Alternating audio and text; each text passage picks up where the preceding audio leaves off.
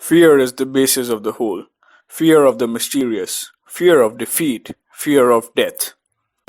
Fear is the parent of cruelty, and therefore it is no wonder if cruelty and religion have gone hand in hand. Bertrand Russell. Today, we talk of one of the instigators of fear, torture. Medieval tortures. Historically, ancient Greeks and Romans used to torture for interrogation. Until the 2nd century AD, torture was used only on slaves. A slave's testimony was admissible only if extracted through torture. Torture in the medieval Inquisition began in 1252 AD and ended in 1816 AD. In the medieval ages, torture was used to extract information, force confessions, punish suspects, or to obtain the names of accomplices or other information about a crime. The frequency of torture was not as widespread as one might think. In truth, only 1 or 2% of those who were punished for heresy or for the crimes in the Inquisition faced torture. Mercantilism and radicalization of Spanish Inquisition. The economic system in Spain believed in the ideology of mercantilism, which translates that the wealth of a nation is equal to the total gold and silver it possesses. So now begins the search of new lands, with mountains of gold and silver and unimaginable natural wealth. Ah, Columbus discovers the Americas, and gold and silver is constantly transferred to Spain. But every time a new consignment of gold and silver arrives, inflation shoots up in Spain.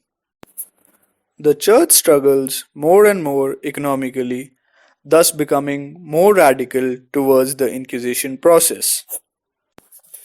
A reign of fear came into place. Now, let's talk about how the reign was maintained. Let's talk about torture. The following images may be disturbing in nature. Viewer discretion is advised. The rack. The rack is commonly considered the most painful form of medieval torture. The rack consists of a rectangular wooden box. There are rollers attached at both ends. Victim's legs are attached to one end and his hands are attached at the other end. A handle is attached to the roller to enhance pressure. When pressure increases, victim's bones get dislocated with a loud crack. This particular form of torture featured quite often during the Inquisition. The knee splitter was used to split a victim's knees. As you can see, it comprises of two wooden blocks lined with very large menace-looking spikes. The blocks were connected by two large screws. The victim's legs were inserted between the two spike blocks and the screws were turned in, causing the blocks to close towards each other. It would effectively maim a person or forever cripple them, if they were lucky enough to not die of infection or blood loss. The Spanish tickler or cat's paw.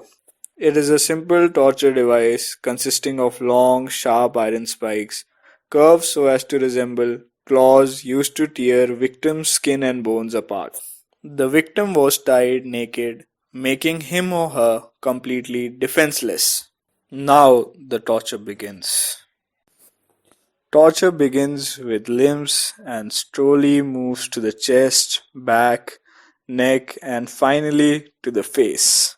The most interesting feature of the device is that the person usually does not die because of the device at the time, but later due to infections of unwashed wounds.